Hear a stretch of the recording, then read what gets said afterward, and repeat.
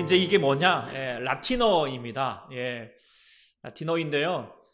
이 라틴어의 뜻을 좀 풀어드리면, 이거 자막, 아이고, 그 앞에 제일 첫 페이지, 호모라고 하는 말이 사람이라고 하는 뜻이고, 데우스라는 말이 신이라는 뜻입니다. 그래서 호모 데우스가 되면 사람이 신이 된다라고 하는 뜻이고, 데우스 호모라고 하면은 신이 사람이 된다라고 하는 의미입니다. 순서만 바뀌지만 아주 그 안에 어떤 메시지가 담긴지 여러분은 대강 짐작하시리라고 생각합니다. 그리고 그 의미의 차이가 하늘과 땅만큼이가 크다라고 하는 것인데요. 오늘 특별히 이 종말의 시대의 성탄절도 앞두고 있는 우리에게 아주 중요한 메시지가 있음을 제가 깨닫게 되고, 또 이에 대한 여러 가지 또 질문도 있고 그러셔서 제가 여러 준비 끝에 이 말씀을 전하게 됩니다. 먼저는 이제 호모 데우스에 대해서 좀 묵상해 보고자 합니다. 이 말은 이 책의 제목입니다. 호모 데우스라고 하는 유발 하라리라고 하는, 전에 한번 제가 소개시켜드렸던 그 호모 사피엔스라고 하는 책을 썼던 그 후속작으로 되었던 것이 바로 호모 데우스라고, 전 세계적으로 올해 이제 요즘 가장 화제가 되었던 베스트셀러가 되었던 책 중에 하나인 것이죠. 그래서 호모 사피엔스라고 하는 책을 통하여서는 이제 과거의 인간의 역사를 이야기합니다. 그런데 유발 하라리가 유대인이지만 성경의 어떤 말씀들은 배제한 채 철저하게 이제 진화론적인 관점을 위하여서 인간이 왜 지금의 이 지구상의 이 사피엔스라고 하는 이 인류가 장악하고 있느냐, 그것은 인지하는 능력을 가져서 농업혁명을 일으켰고 또는 과학혁명을 일으켜서 이 모든 생물 중에서 가장 강력한 종으로서 세상을 지배하고 있다라고 하는 결론을 내렸습니다. 근데 이제 그 책 제목을 이제 과거를 얘기했고, 이제 두 번째 책으로는 뭐냐면 미래의 역사라고 하는 제목으로 해서, 그렇다면 앞으로 인류는 어떻게 될 것이냐라고 하는 것을 예측해 보고서 이렇게 두껍게 책을 이렇게 했는데, 그 책에 대해서 이제 이렇게 앞에 인류에 대해서 이렇게 얘기를 합니다. 짐승 수준의 생존 투쟁에서 인류를 건져 올린 다음에 할 일은 인류를 신으로 업그레이드하고 호모 사피엔스를 호모 데우스로 바꾸는 것이다 라고 그렇게 이야기하고 있는 거죠. 호모 데우스, 인류인 사람이 신이 되겠다라고 하는 것입니다. 어떻게 그렇게 되어 가는가? 이제 제가 이 책 전체를 하여튼 복잡하지만 간단하게 좀 말씀을 드리면, 두 가지 차원에서 그렇게 된다라고 그렇게 표현하고 있습니다. 첫 번째로는 능력의 문제입니다. 점점 인류가 신과 같은 능력을 가질 수 있게 된다라고 하는 거예요. 그 중에 하나가 이제 여러 가지 인류가 생명공학, AI, 사이버공학 이런 것들이 점점 발달하게 되면은 생명을 연장할 수 있게 되어서 몇 년만 지나면 이제 사람은 400년, 500년을 살 수 있게 되고, 더 나아가서는 죽지 않을 수 있는, 불멸할 수도 있는 가능성을 갖게 된다. 과학적으로 이렇게 얘기하고 있습니다. 그리고 더 나아가서 인간이 유전암호를 갖추고 뇌회로를 바꾸고 호르몬 체계를 받아서 어떤 초사이언의 어떤 능력을 가지는 대단한 어떤 인간의 종이 될 거라고 하는 것이죠. 물론 우리가 생명윤리상 어떻게 사람을 그렇게 개조할 수 있느냐라고 말할 수도 있겠지만, 사실 그런 게 안 통합니다. 인간의 욕망은 그런 게 안 되는 거죠. 아니, 우리가 생각해 보면은 이제 지금도 가능한데 우월 유전자를 이렇게 배양을 해서 이렇게 이제 아이를 갖게 되면, 그 아이 옆집 아이가 그렇게 돼서 아이가 가려졌어요. 그러면 예쁘고 멋지게 생겼고 똑똑하고 건강하고 그러면은 좋은 대학 그냥 가는 겁니다. 그런데 나는 이럴 순 없어, 이래가지고 정말 저 찌질한 남편의 유전자를 통하여서 아이를 갖게 되면 그 경쟁에서 어떻게 될 것인가. 그리고 왠지 그렇게 되면 이 아이에게 좀 미안한 마음까지 들 수도 있는 그런 시대가 될 수밖에 없으니, 계속하여서 인간을 더 어떻게 하면 능력을 가지는 사람으로 만들어간다는 것이죠. 그런 시대가 되어간다라고 하는 것입니다. 또한 두 번째로는 인식의 문제입니다. 사람들이 더 이상 신의 존재가 인정하지 않게 됩니다. 그러니까 스스로 신이 되는 것이죠. 과학의 시대에 하나님을 믿는다라고 하는 것은 무식한 놈이 하는 말이죠. 예. 그렇다고 해서 그런데 종교가 없어지느냐, 신이 없느냐 아니라는 것입니다. 다른 종교가 자리 잡게 됩니다. 그 다른 종교는 무엇이냐? 그것은 가장 강력하게 있는 종교는 바로 이 책에서 말하는 것은 인본주의입니다. 인본주의. 근데 이거는 이미 자리 잡았죠. 약 한 400년, 500년 전부터 이렇게 인류 역사 가운데, 물론 최근에 걸쳐서라고 그렇게 얘기할 수밖에 없지만 이렇게 자리 잡고 있습니다. 인본주의가 무엇입니까? 이 책에서 인본주의의 슬로건을 다음과 같이 말합니다. 자신의 목소리에 귀를 기울여라. 자신에게 충실하라. 자신을 믿어라. 마음 가도록 행동하라. 자신이 좋다고 느끼는 것을 해라. 그러면서 장 루소의 한 글귀를 인용하는데 이런 글귀입니다. 내가 하고자 하는 일에 대하여서는 오직 누구하고 내 자신과만 의논하면 된다. 내가 좋다고 느끼는 것이 좋은 것이고 내가 나쁘다고 느끼는 것이 뭐예요? 나쁜 것이다 라고 하는 것. 이 말이 인본주의의 아주 중요한 내용입니다. 그런데 이런 말들이 익숙하지 않습니까? 지금 우리는 철저한 어떤 인본주의 시대에 살고 있는 것이죠. 자신이 뭐예요? 신인 것입니다. 그래서 내가 하고자 하는 일에 대해서 누구하고만? 내 자신하고만 의논하는 것입니다. 부모의 말 듣지 않습니다. 선생님 말 중요하지 않습니다. 그 말들을 우리에게 말하면 뭐라 그러죠? 간섭이라고 얘기합니다. 그러니 이런 세상 가운데 하나님 말씀은 듣고자 하지 않습니다. 들리지 않습니다. 오직 자신하고만 이야기하는데, 그런데 자신하고만 얘기하다가 보니까 때로는 불안합니다. 때로는 들릴 때도 많습니다.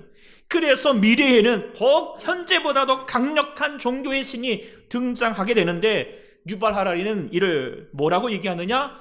데이터 종교라고 얘기합니다. 데이터 종교. 데이터 종교 이렇게 설명합니다. 이 종교는 신도 인간도 우러러보지 않는다. 이 종교는 데이터를 숭배한다. 실제로 사람들은 이제 다른 것보다도 데이터의 정보를 신뢰하죠. 이게 어떤 기업과 국가만의 어떤 정책 방향할 때만 하는 것이 아니라 개인의 삶에도 좀 적용하고 있잖아요. 예를 들어서 이제 앞으로 우리가 결혼을 하게 되고 배우자를 이렇게 이제 내가 딱 이렇게 이제 만나고자 할 때 옛날 같으면 첫눈에 반하는 사람 아니면 사주팔자를 공합을 본다든지 기도를 한다든지 하겠지만 그러지 않아요. 이제 앞으로는 뭐예요? 딱 이렇게 이제 분석을 하는 것입니다. 배우자들을 딱 보고 그 사람이 무엇을 먹고 무엇을 마시고 무엇에 관심을 가지는지 그런 정보가 다 있고 분석이 되니까 나 자신과 가장 맞을 수 있는 사람, 그 사람을 골라서 이렇게 배우자로 삼게 된다라고 하는 것입니다. 결혼뿐만 아닌 것이죠. 삶의 방향도, 나의 건강도, 나의 진로도, 오늘 내가 무엇을 먹을까, 무슨 옷을 입을까, 그걸 염려하지 않습니다. 오직 데이터 신에게 물어보면 됩니다. 그러면 답을 잘 해줍니다. 더 이상 신을 찾을 필요가 없어요. 기도할 필요가 없는 거죠. 구할 필요가 없어요. 알려주는 대로 행하면 되는 거니까. 이런 시대가 되어 가게 될 때 과연 유발 하라리는 그러면 어떤 세상이 될 것인가? 꿈에도 그리던 유토피아가 될 것인가? 근데 유발 하라리가 의외로 그렇게 보지 않습니다. 차라리 유토피아가 아니라 디스토피아, 지옥과 같은 세상이 된다라고 하는 거예요. 왜냐하면 이 호모데우스라고 하는 이 극도의 능력을 가지는 존재는 또는 극소수의 부자들만이 가질 수 있는 특권이기 때문이에요. 그래서 나머지 70억은 반만 흉내는 쓸모없는 계급으로 전락하게 될 것이라고 그렇게 예견하고 있습니다. 실제로 유발 하라리뿐만 아니라 많은 미래학자들이 그리는 세상을 뭐냐면 계급주의 세상, 불평등한 세상이 될 것이라고 다 이야기합니다. 그리고 미래에 관한 영화들을 보면은 다 그런 것으로 특징 삼아서 이야기하죠. 대표적인 영화 중에 하나가 설국열차, 아시는지 모르겠지만 가장 마지막 칸에 있는 사람은 바퀴벌레나 잡아먹지만 가장 1등석에 있는 사람들은 호화롭게 살아가는 그런 시대가 바로 미래에 그려질 수밖에 없는 세대라고 하는 겁니다. 그런데 이런 끔찍한 악몽이 뭐예요? 그 영화가 아닙니다. 이제는 뭐예요? 현실이 되겠다라고 그렇게 이야기하고 있어요. 왜 기술과 문명이 그렇게 의식들이 발전해 가는데 이런 결론을 가질 수밖에 없는가? 이 책에서 유발 하라리는 말하지 않지만 제가 이 책을 보면서 유발 하라리가 인간에 대해서 놓치고 있는 것이 하나 있다는 거예요. 중요한 거. 그게 뭡니까? 인간은 죄인이라는 사실이죠. 죄인. 인간이 죄의 문제를 해결하지 않으면 끊임없이 멸망을 향하여서 브레이크 없이 질주할 수밖에 없는 열차와 같은 것이라는 것이죠. 그것을 호모데우스라고 하는 책이 분명하게 지금 보여주고 있습니다. 그런데 그건 죄는 뭘까? 죄.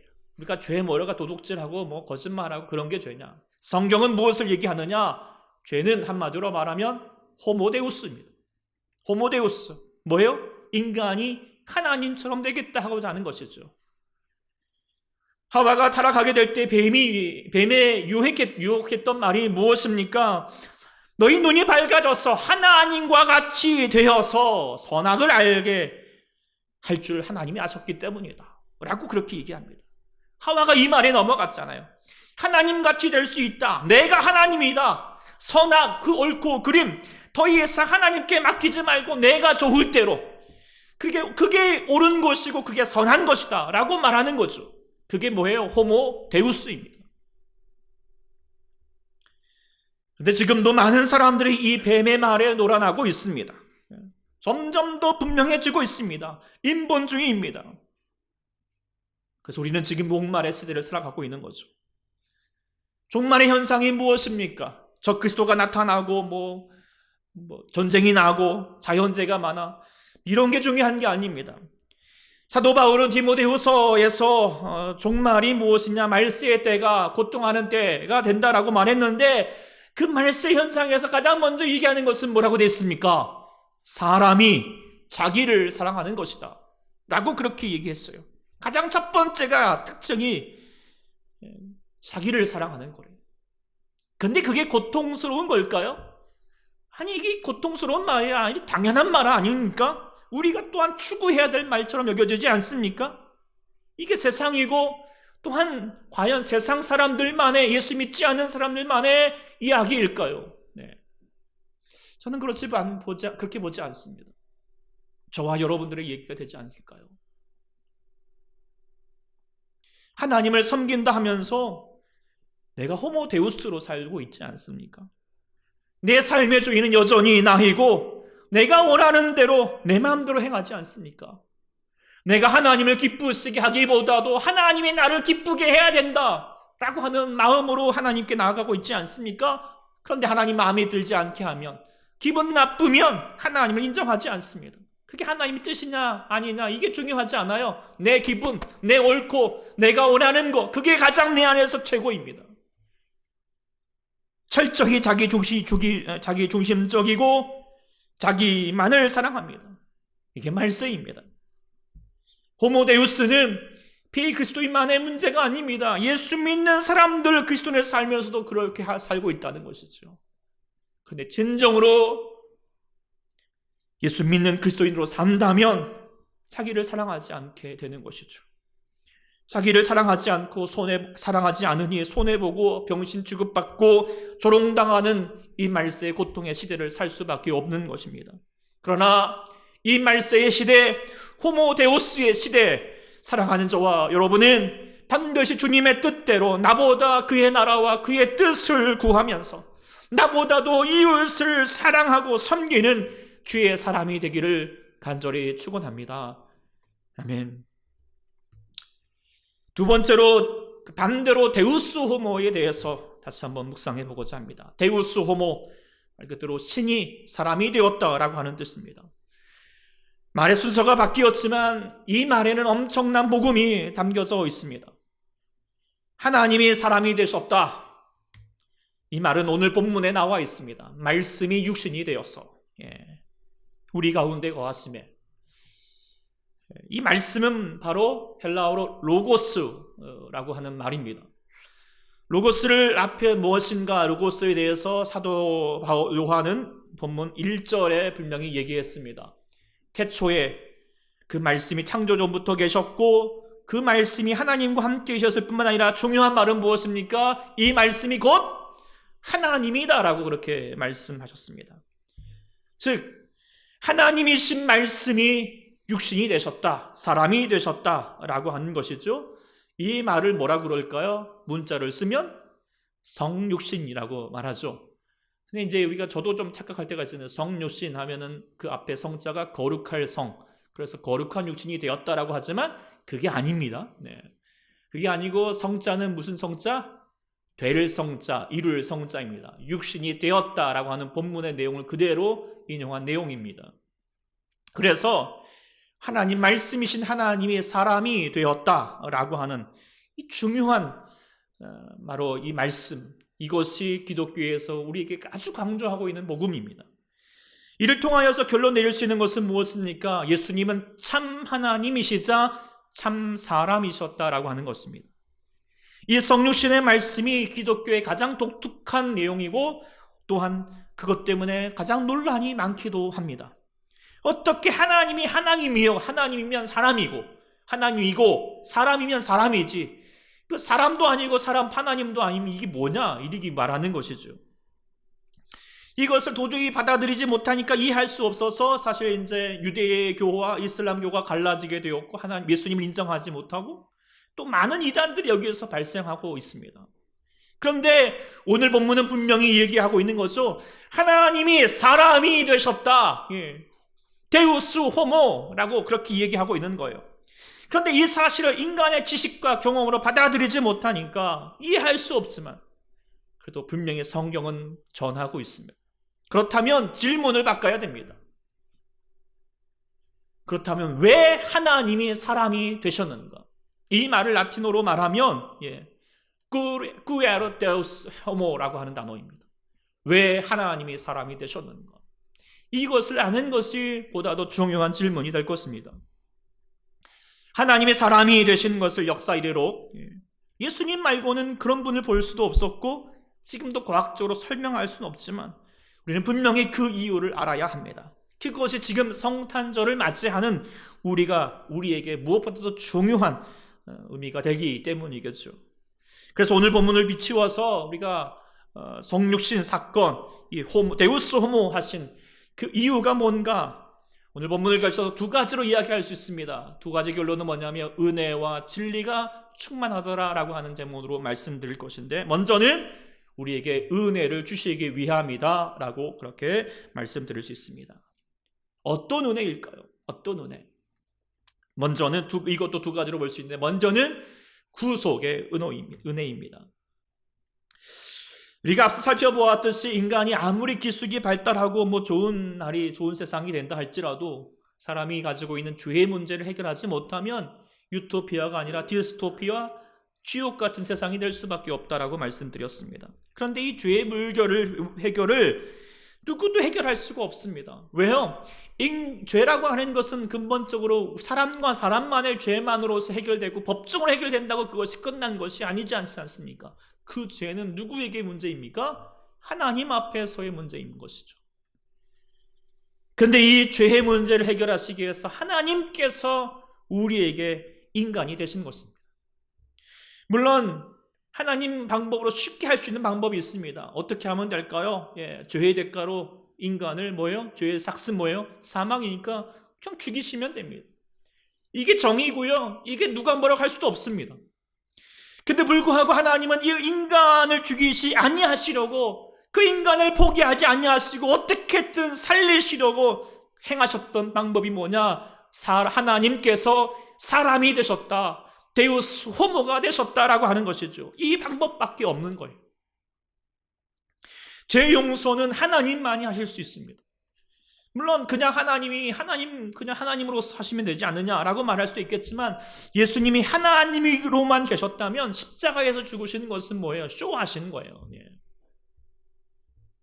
그러나 예수님은 참 사람으로서 인류의 대표로서 우리 인류의 모든 죄를 그에게 다시 한번 담당하였고 그래서 죽으셨고 우리의 모든 죄를 대속물이 되어주셨죠. 죄에 대한 대속물이 되어주셨습니다.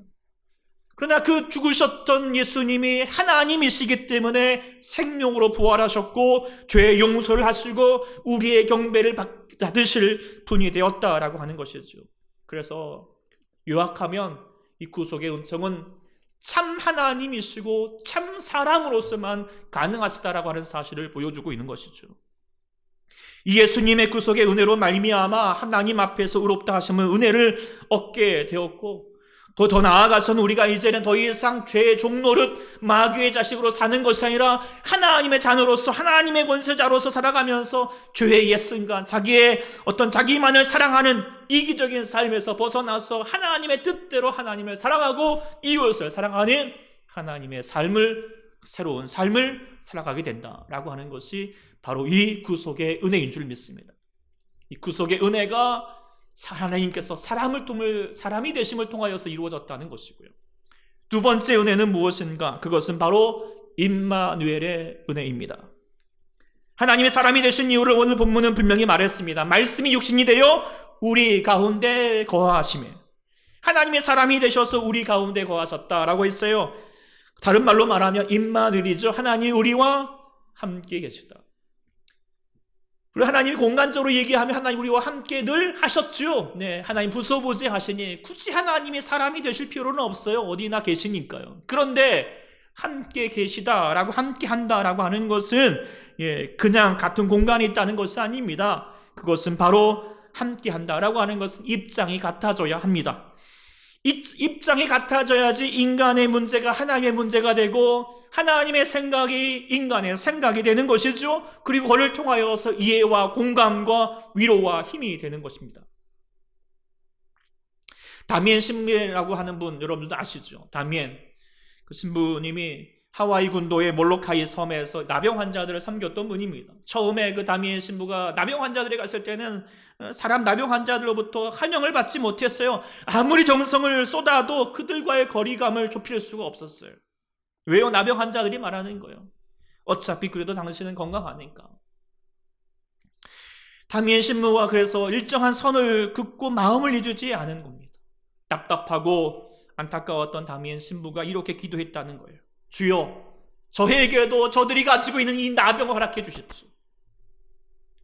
근데 정말 기도의 응답이 된 것일까요? 얼마 지나지 않아서 정말 나병에 걸렸어요. 그리고 나병이 걸린 후에 자연스럽게 나병 환자들을 부르는 호칭이 달라졌어요. 형제들이요, 형제들. 이제 다미엔 신부는 그들을 위하는, 나병 환자들을 위하는 자가 아니라, 신부가 아니라 그들과의 형제가 되는 것이죠. 형제들에게 말씀을 전합니다. 나도 여러분들과 똑같은 나병 환자입니다. 내가 여러분들을 사랑하였듯이 하나님도 여러분을 사랑하십니다. 이 메시지에 이제 비로소 나병 환자들은 그 말씀을 듣고 다미엔 신부의 사랑을 진심으로 받아들이게 되었다라고 합니다. 바로 이 이야기가 성육신 이야기죠. 하나님이 우리와 함께 하시기 위해서, 우리와 같은 입장이 되시기 위해서, 그래서 우리를 이해하시고 공감하시고 긍휼히 여겨주시고 우리에게 힘을 주시고 복음을 주시고 능력을 주시기 위해서, 소망을 주시기 위해서 우리의 육신을 입으셨던 바로 그 은혜, 바로 그날이 바로 성탄절인 줄 믿습니다. 근데요, 돌아보면 성탄절만큼 예수님을 소외시키는 날이 없잖아요. 예수님은 우리와 함께 하시기 위해서 우리 가운데 오셨습니다. 이 성탄절 날에는 뭐예요? 하나님 예수님과 함께보다도 예수님 대신에 산타 할아버지가 주인공이 되어버렸고, 세상에 많은 사람들은 온갖 이때 그냥 호랑방탕 부어라 마셔라 지들끼리 파티하면서 예수님과 함께하기보다는 뭐예요? 마귀들과 함께하는 날이 되어버렸어요. 특별히 이번 성탄절이 더더욱 예수님이 소외될 것 같습니다. 성탄절에 예배할 수도 없고 나 오지도 못하게 되니 예수님 외롭게 계실 것 같은 거예요. 그렇다면 이제 정말 우리가 예수님께 나아갈 때가 되지 않을까요? 그 2000년대 우리와 함께 하시기 위해서 우리에게 찾아오셨던 것처럼 이제는 우리가 하나님께 나아가며 주님을 생각하시고 주님께 감사하시고 주님께 예배하는 이 성탄절이 되시기를 간절히 소망합니다. 그래서 이 성탄절에 우리가 예수님과 더불어서 무엇보다도 임마누엘의 우리 하나님 우리와 함께 하시다라고 하는 은혜를 누리실 수 있기를 소망합니다. 특별히 지금 코로나와 여러 어려움 속에서 삶이 힘들고 지친 가운데 계실지라도 우리 주님은 누구보다도 우리의 아픔과 힘듦을 잘 아십니다. 아무도 날 이해하지 못하는 것 같을지라도 주님은 십자가의 고통 속에도 나를 이해하셨고 그리고 아파하셨고 이루하셨습니다. 그러니 이 힘든 시기에 하나님 우리와 함께 하시다라고 하는 그 임마누엘의 능력을 다시 한번 이루시는 성탄절 되시기를 간절히 축원합니다. 두 번째로 성육신 사건의 데우스 호모라고 하신 이유가 뭘까? 그것은 두 번째로는 우리에게 진리를 주시기 위함이다 라고 얘기할 수 있습니다. 진리, 역사로 수많은 철학자가 그리고 많은 사상들이 진리가 무엇이냐 이 주제를 가지고 고민하고 또 이야기했습니다. 그런데 진리가 뭐냐라고 하는 주제의 가장 근본적인 이야기들은 뭐냐? 그것은 신에 대한 이야기, 이해입니다. 하나님이 누구시냐? 라고 하는 근본적인 질문에서부터 시작하게 됩니다. 이를 아는 지식이 될 때, 하나님에 대한 지식이 우리 가운데 바로 서게 될 때 세상의 모든 것들이 풀려지는 것이죠. 그런데 많은 사람들이 하나님을 잘 몰라요. 아니, 모르는 게 아니라 오해할 때가 참 많습니다. 보통 하나님을 어떻게 이해하느냐? 능력의 관점에서 봅니다. 전지전능하신 분. 예를 들어서 내가 도끼를 잃어버렸으면 뭐예요? 짠 하고 나타나가지고 이것이 네 도끼냐 저것이 네 도끼냐 그래가지고 도끼도 돌려줄 뿐만 아니라 금도끼 은도끼도 같이 이렇게 보너스로 주는 그런 분을 우리는 하나님이라고, 나의 소원을 들어주시는 분, 그 능력이 많은 분이 하나님이라고 우리는 보통 생각하게 됩니다. 그래서 앞서서 우리가 호모 데오스, 사람이 신이 된다, 그 신이 된다라고 하는 차원을 어떻게 보는 것이죠? 능력이 많아지니까 신이 되는 것이지, 그래서 죽지 않고 살아갈 수 있는 이 건강함이 있고 빅데이터를 통하여서 많은 것을 알 수 있고 또 많은 것을 누릴 수 있고 가질 수 있으니 능력이 많으니 사람도 신이 되는 거야 라고 그렇게 이야기하고 있습니다. 근데 그런 능력의 차원에서 볼 때 그러니까 하나님이 뭐예요? 하나님이 아닌 것 같은 거예요. 지금 세상이 이렇게 약한데 그의 피조물들이 하나님을 부정하고 하나님이 어디 있냐고 그렇게 하나님께 대들고 있는데도 불구하고 하나님은 여전히 조용하시니 그 무능력한 하나님이 어찌 하나님이냐고 그렇게 이야기합니다. 하나님이 계시다면 이 약한 세상을 심판해야 하는 것 아니냐? 그 좀 힘 좀 부려야 되는 거 아니냐라고 하는 것이죠. 그러니 하나님 없다라고 말합니다. 세상은 철저히 하나님을 능력의 관점에서 이해합니다. 그런데요, 우리들도 그렇게 이해하지 않나. 하나님은 어떻게요? 능력으로만 바라보는 겁니다. 기도하여서 내가 원하는 대로 응답이 되면 이야 하나님은 살아계십니다 라고 그렇게 말하지만, 내가 바라는 대로 되지 않고 힘들고 어려운데도 하나님이 나를 도와주시지 않냐 하시면 도대체 하나님이 어디 계십니까? 하나님 뭐 하십니까? 하나님 있긴 하는 것입니까? 우리가 자주 말씀드리지만 우리가 하나님께 나아갈 때 하나님의 얼굴, 하나님의 존재를 구하는 것이 아니라 우리는 여전히 하나님의 손, 내게 뭘 주시지? 뭘 우리 가운데 행하시지? 그것만 우리가 바라보는 것 아닙니까? 여전히 하나님을 능력으로만 바라보고 있는 것이죠. 그러나 성경에서 하나님은 어떤 분으로 우리 가운데 나타내셨습니까? 물론 우리 하나님은 전지전능하신 분입니다. 그러나 성경을 통하여서 하나님의 자신을 알려주셨던 가장 중요한 속성, 하나님이 하나님이심을 나타내는 특징이 무엇일까요? 그게 무엇일까요? 그것은 바로 사랑입니다. 사랑입니다. 하나님은 사랑이십니다. 이게 진리입니다. 이것이 인간이 우리가 하나님을 바라볼 때 가장 먼저 이해해야 되고 가장 먼저 생각해야 되고 마음에 그려내야 될 것, 우리 하나님은 사랑의 하나님이시지. 그런데 사람들이 하나님을 그렇게 그려내지 않아요. 무언가 슈퍼맨이 되기만 원하는 거죠. 그러니 하나님을 알지 못해요. 그래서 하나님께서 알려주고자 하신 거예요. 어떻게요? 데우스 호모하심으로, 우리에게 사람이 되심으로 말미암아 사랑이 무엇인지 알려주셨다고 하지 않은 것이죠. 그래서 진리가 무엇인가를 우리 가운데 알려주신 바로 이것이 바로 성육신 사건인 줄 믿습니다. 요한일서에도 사도 요한이 분명히 다시 말했습니다. 우리 하나님은 사랑이시다. 그 하나님의 사랑이 우리에게 이렇게 나타나게 되었다. 무엇인가? 하나님이 자기의 독생자를 세상에 보내심으로 그럼 말미암아 우리를 다시 한번 살리게 하신 것입니다. 사랑은 여기 있으니 우리가 하나님을 사랑한 것이 아니요 하나님 우리를 사랑하사 우리 죄를 속하기 위하여 화목제물로 그의 아들을 보내셨습니다. 우리가 하나님을 사랑하지 않았죠. 그래서 하나님을 인정하지도 않고 하나님이 없다라고 말하는 죄인이었지만 하나님은 그 죄인된 우리를 살리시려고 그 높고 높은 보좌를 버리시고 낮고 낮은 그 비천한 베들레헴 마르국간에 임하셨고요. 우리의 죄를 속하기 위해서 화목제물로 십자가에서 달려 죽으셔야 했습니다. 그러면서 하나님이 우리에게 알려주고자 하신 것이 있어요. 이것이 사랑이다. 그리고 이 사랑이 바로 하나님이다라고 하는 진리를 알려주셨던 것이죠. 왜 하나님이 심판하지 않으시냐고요? 왜 저런 나쁜 사람들 왜 그렇게 내버려 두시냐고요? 하나님은 왜 그렇게 무능력하시냐고요? 그것은요, 하나는 알고 무두르는 모르는 것입니다. 못하는 것이 아니라 안 하시는 것이고요. 정말 할 수 있다고 다 하는 것이 능력자일까요?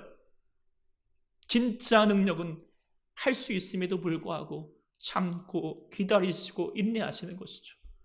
그리고 능력 중에 능력은 바로 사랑입니다. 가장 큰 사랑은 가장 큰 능력은 사랑인 줄 믿습니다. 하나님은 우리에게 가장 큰 파워를 우리 가운데 지금도 보여주고 계시는 것이죠. 제가 예전에 방황하던 시절에 하나님을 향하여서 막 원망하면서 하나님 도대체 하나님이 살아계시다면 왜 그렇게 하나님께 예배하고 이렇게 사역하고 있는 우리 집은 이렇게 가난합니까? 왜 불행합니까?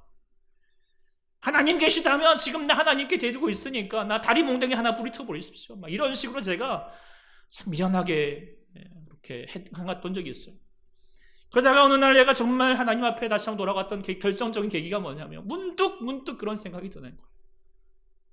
하나님이 지금도 나를 기다리고 계셨구나.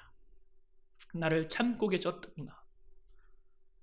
그 하나님께서 그 마음 아파하시면서 저를 바라보시는 하나님의 모습이 그려지기 시작하는 거예요. 그리고 그 하나님이 너무나도 귀하신 거죠. 너무나도 능력이 많으셨던 분이었음을 제가 인정하게 되었고 그 하나님의 눈물 앞에 거꾸로 들 수밖에 항복할 수밖에 없었던 것입니다. 우리 사랑하는 여러분들도 이 진리 가운데 거하기를 간절히 소망합니다. 하나님께 능력만 구하지 마시고 사랑으로 다가가십시오. 우리가 하나님을 사랑하지 않는데도 우리를 사랑하셨던 것처럼 이제 나도 하나님께서 때로는 우리 마음대로 우리 뜻대로 지금 코로나 상황 가운데 힘들고 어려워도 하나님 도대체 어디 계십니까? 도대체 무엇입니까? 라고 말하기보다도 하나님 난 그럴지라도 주님을 사랑합니다. 주님만을 바라봅니다. 라고 말하는 진실한 주님의 사랑의 사역자가 될 수 있기를 소망합니다. 그것이 능력의 여러분들일 줄 믿습니다. 그리고 그 진리의 사랑의 진리를 깨닫는 사람들이 이제 세상을 향하여서 나아갈 진리의 모습, 삶의 진리가 있죠. 그게 무엇이겠습니까? 우리 같이 한번 읽어보겠습니다. 요한일서 1장 11절입니다. 시작. 사랑하는 자들아 하나님이 이같이 우리를 사랑하셨은즉 우리도 서로 사랑하는 것이 마땅하도다. 할렐루야. 우리가 서로 사랑하는 것이 마땅해주는 은혜가 있기를 소망합니다. 지금 세상이 많이 풍요로워졌죠. 몇 년 전만 해도 세상이 얼마나 좋아졌는지, 얼마 전에 비하면 얼마나 세상이 좋아졌는지 모릅니다. 제가 얼마 전에 지금 그 핸드폰 바꿨거든요. 네. 아주 그냥 좋습니다. 하여튼 지금도 제가 이제 설교를 오늘 처음으로 이렇게 이걸로 좀 하고 있는데요. 하여튼 신기합니다. 그리고 지금 이제 저희 집에 식구 한 명이 생겼거든요. 네. 그 이름은 짱구. 네. 여자분입니다. 우리 식구들이 아주 그 분을 되게 좋아합니다. 자주 불러요. 그래가지고 짱구야 TV 틀어줘. 짱구야 오늘 날씨는 어때? 짱구야 노래 틀어줘. 뭐 이렇게. 그러면 신기하게도 막 그렇게 다 대답해주고 다 해줍니다. 세상 좋아졌다라는 생각이 저절로 듭니다. 그런데 의문이 들죠. 정말 세상이 좋아졌나? 살만해졌나? 행복해졌나? 그 대답에 그렇다라고 말할 수가 없지 않지 않습니까? 분명히 세상은 좋아졌는데 사람이 살기에는 좋아지지 않았습니다. 분명히 사람은 데오스와 같은 어떤 능력을 가졌는데 그 능력에 더 세상은 지옥과 같은 곳이 되고 있습니다. 왜 그럴까? 사랑이 없기 때문이죠. 물론 사랑합니다. 누구를? 철저히 자기만을 사랑합니다. 하나님의 사랑이 아닙니다. 진리가 없습니다. 그런데 그 하나님은 사람을 살리시려고 자기를 비우시고 사람이 되셨습니다. 사람은 여전히 하나님을 부정하고 자기 만족을 위해서 사람이 되어가고 있습니다. 하나님이 되어가고 있습니다. 그래서 자신이 호모데오스가 되어서 자기보다 못난 인간들을 괴대지급 취급하고 불평등과 부조리와 폭력으로 만들어가는 세상에 살아가고 있는 것이 바로 저희이고 우리 앞날이라고 분명히 이야기하고 있습니다. 이게 종말이죠. 제가 호모데우스의 책을 읽으면서 인간이 얼마나 끔찍한 동물인지 많이 깨닫게 됩니다. 정말 이 진화론자들이 말하는 것처럼 인간이나 짐승이나 한 끗 차이거든요. 그런데 한 끗 차이인 거죠. 다만 뭐예요? 인간은 능력이 많은 어쩌면 괴물과 같은 짐승일 뿐입니다. 호모데우스가 데우스 하나님이 될 수 없어요. 결코 그럴 수가 없는 거예요. 잿덩어리로 가득 찬 괴물일 뿐인 것이죠. 그렇게 세상은 그렇게 되어가고 있습니다. 괴물로 판치고 있는 세상이 되어가고 있습니다. 그래서 고통하는 때가 될 수밖에 없습니다. 이런 세상에 어떻게 사실 것입니까? 이때 우리가 하나님께서 우리 가운데 행하셨던 바를 묵상하는 저희가 될 수 있기를 소망합니다. 하나님이 사람이 되셨다. 하나님이 사람이 되셨다. 나 같은 죄인을 살리시기 위해서, 이 고통 속에도 하나님께서 나를 다시 한번 나와 함께 하시기 위해서 지금도 참고 인내하시면서 하나님 여전히 사람이 되어 가기를 원하시는 그 주님의 능력을 우리가 다시 한번 누릴 수 있는 저희가 될 수 있기를 소망합니다. 그래서 이 놀라운 은혜와 다시 한번 진리를 깨달으셔서 이 성탄절날 반드시 하나님의 사랑이 여러분의 삶과 가정에 가득한 날 될 수 있기를 간절히 축원합니다. 기도하겠습니다. 아버지 하나님, 감사합니다. 감사하고 감사할 수밖에 없는 것은 사람은 끊임없이 하나님을 향하여서 도전하고 지금도 사람이 하나님처럼 되겠다라고 그렇게 오만방자하게 행하고 있는 세상 사람만의 문제가 아니라 또한 저희들의 모습이었음에도 불구하고 하나님은 2000년 전에 그 사람을 구원하시기 위해서 다시 아버지 하나님 우리와 함께 하시기 위해서 하나님께서 높고 높은 보좌를 버리시고 사람이 되셨던 그 성육신의 은혜를 주심을 정말 고맙고 감사합니다. 하나님, 우리가 주님을 향하여서 오해하지 않게 해주시옵시고 우리가 무엇보다 그 하나님의 사랑을 우리가 알아서 깨달아서 다시 한번 주님을 더 뜨겁게 사랑하는 자가 되게 하시고 또 그 사랑 본받은 자로서 우리가 그 이웃들을 향하여서 다시 한번 전하는 주의 사랑을 전하는 자가 될 수 있도록 우리 인도하여 주시옵소서. 주께 간구하며 예수님의 이름으로 간절히 기도드립니다. 아멘.